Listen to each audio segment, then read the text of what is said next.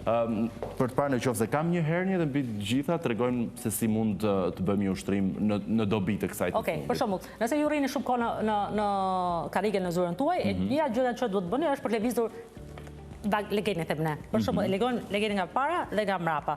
Till pelvik e themi që ta lëvizni legetin nga para, bravo, dhe nga mbrapa. Bravo. Nëse ju e bëni çdo një orë këtë lëvizje për 5-6 herë, jeni në rregull duke e mobilizuar traktin tuaj lombar.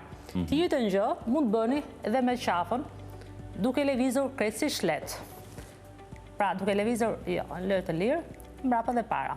Sepse lëvizjet e tjera të kombinuara, që ato që tentohet ti të bëje, janë lëvizje që nëse hernja është e avancuar, mund të jetë të përkëtësuar. Pra, duhet thjesht të mobilizojmë, thjesht të lëvizim traktin pa lëvizje të forta. Nëse pastaj fizioterapisi ju ka thonë që mund t'i bëni ushtrimet, patjetër që po, mund t'i bëni gjitha këto tjerat lëvizjet anësore. Për të parë nëse kemi një hernje, sigurisht që ne japim presion, kthejmë kokën anash, japim presion në kokë dhe nëse ka një ngasprim të fortë, shumica pacientë kur ne i bëjmë testimet e hernjeve, thonë që e ndjeva deri te krahu ose e ndjeva tek shtërinjt.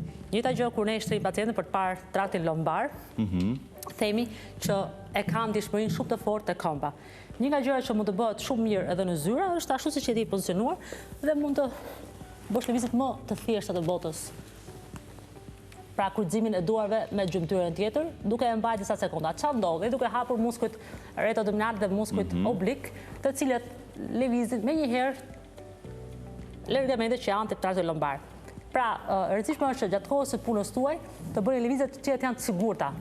Lëvizjet që janë precize për hernjen duhet i merrni patjetër fizioterapisti për ju dhe vetëm për ju. Dhe në varësi të rastit. Të rastit, të kohës kur ka ndodhur hernja, sa akuta është zhëndja dhe çfarë shenjë tjera ke.